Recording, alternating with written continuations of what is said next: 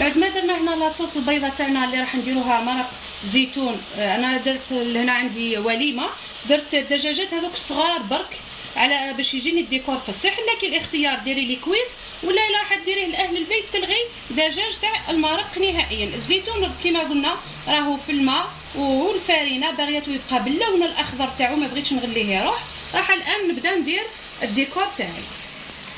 عندي لهنايا بيض مسلوق حسب العدد اللي بغيتي، وعندي لهنايا لحم بامكانك كذلك انك تغيريه بالدجاج. عندي هنا كزبر، وعندي راس الحانوت،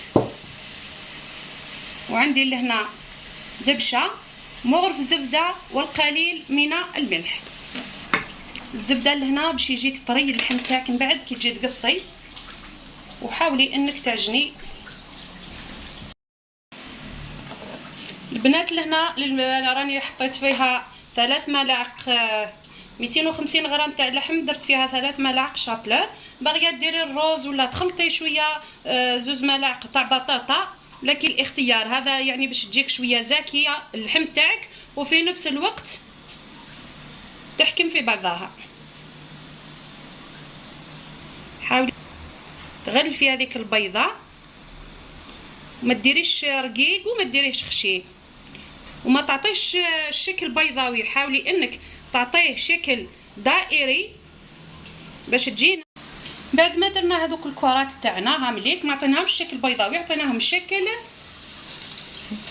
برتقاله. لهنا واش راح ديري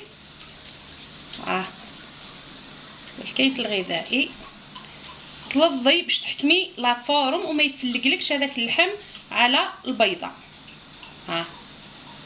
تعطيها الشكل الدائري. هذو البنات اللي ما عندهمش المول، عفوا اللي عندها المول راهي تخدم بالمول احسن واحسن. البنات ثاني تقدري تحكمي لا فورم بهذه الطريقه. وشيه قلنا تزيري برك الكيس تاعك، تلظيه مليح بهذه الطريقه، ونزيد له الالومنيوم ونحطهم يفورو.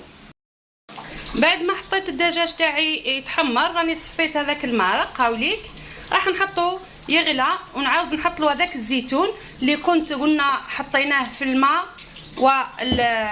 والفارينه. راح نقطرو من هذاك الماء ونحطو وندير عمليه التخثير. البنات هامليك هذوك الكرات تاعنا تاع اللحم بعد ما فاروا 20 دقيقه برك، ما تخليهمش يطولوا بزاف، كل وين يطولوا راح يتحللك اللحم على البيض. هاوليك بهذه الطريقه. الان واش راح ندير؟ راح نديرهم بشويه تاع زبده شويه تاع لا موطارد ونحطهم في الفرن يديو اللون الذهبي. الكرات تاعي هامليك، الدجاجات تاعي راهم طابو، دهنت لهم شويه تاع لا موطارد وزبده وراح نحطهم في الفرن يتحمروا.